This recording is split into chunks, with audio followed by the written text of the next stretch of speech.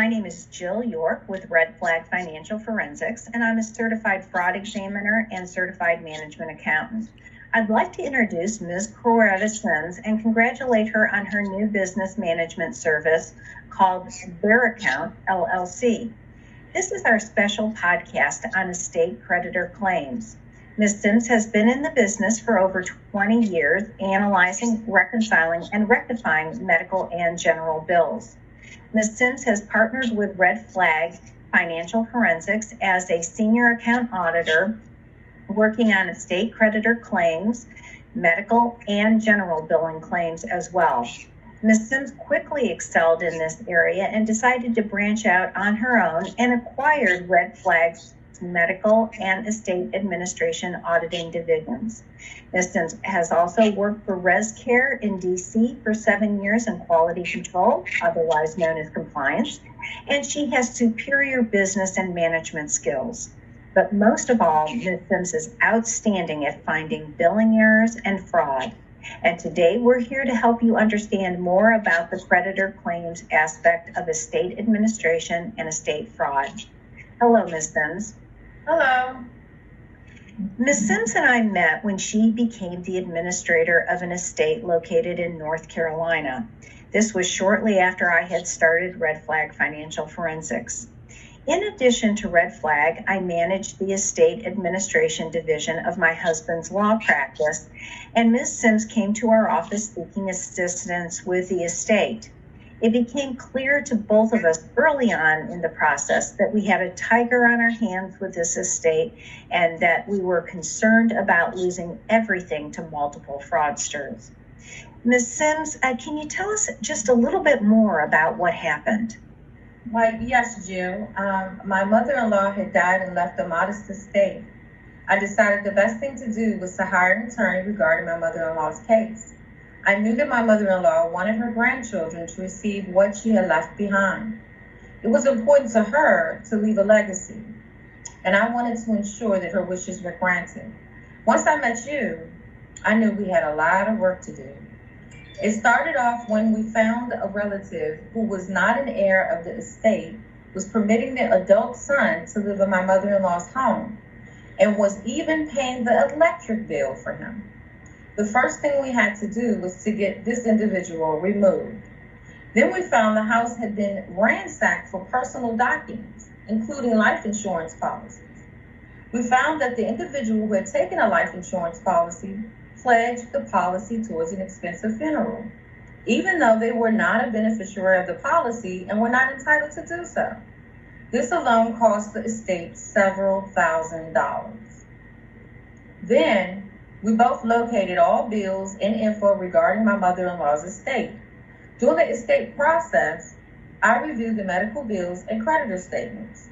In doing so, I located numerous errors. Some of our challenges were with individuals making claims against the estate, and some were with companies. Without breaking confidentiality, I analyzed and reviewed the medical billing documentation. I found that she had been overcharged on a lot of her medical bills, and that for most of her bills, there should have been no out-of-pocket expense. One of her providers had incorrect insurance information, which left her to take care of the debt that her insurance would otherwise have covered. Another provider did not even know she had insurance.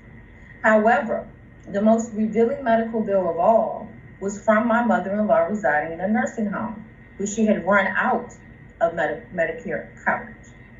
This was devastating for her based on her medical condition.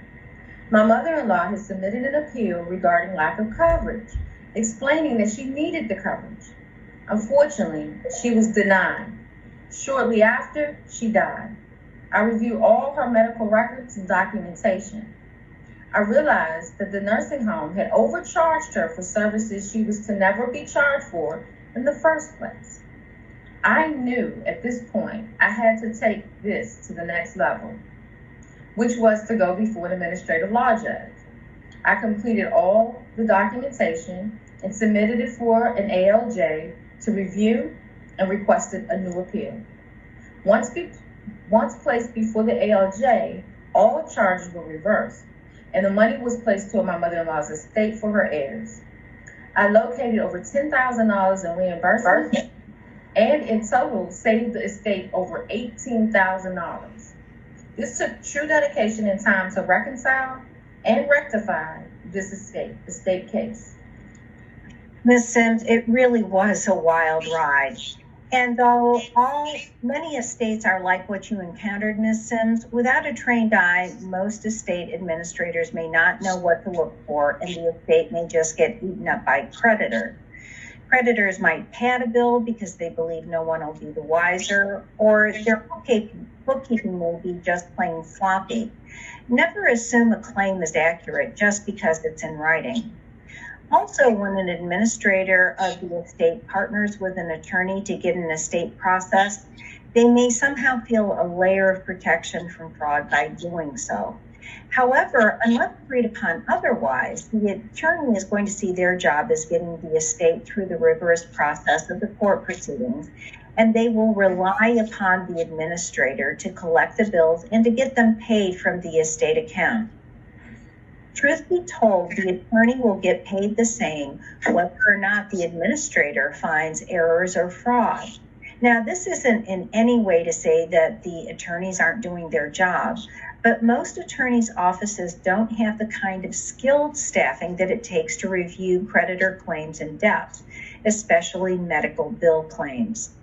And in the meantime, the administrator is going to be up to their eyeballs in dealing with a multitude of other issues like getting the possessions of the deceased distributed and refereeing between family members, not to mention the grieving process.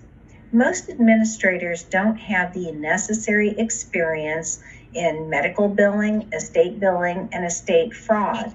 And this can make seeing errors and fraud in estates incredibly challenging, even for the most dedicated administrator.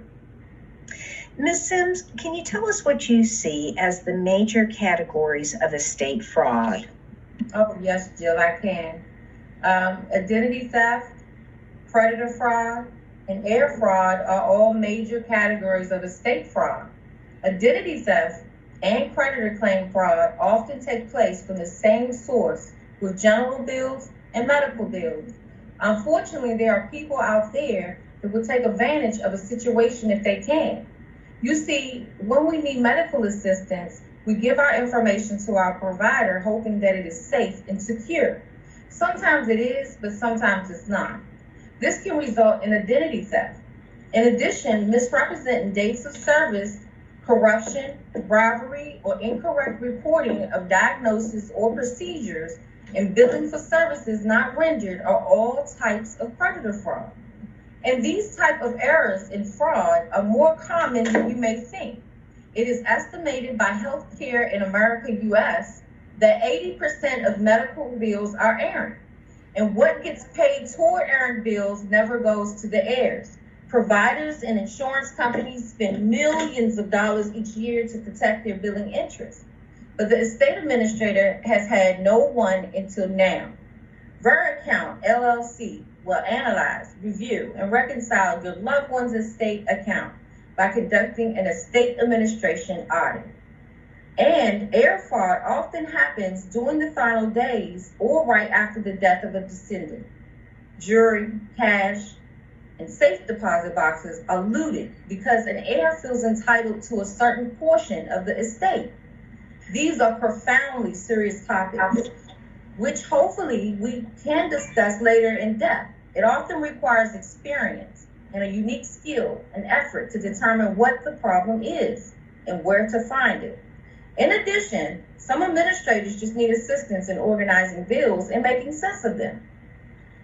That makes sense, Ms. Sims. So how would you suggest that we help the administrator maximize the residual of the estate? Well, Jill, you must be committed and preserve your loved one's assets, ensuring that your loved one's legacy lives on.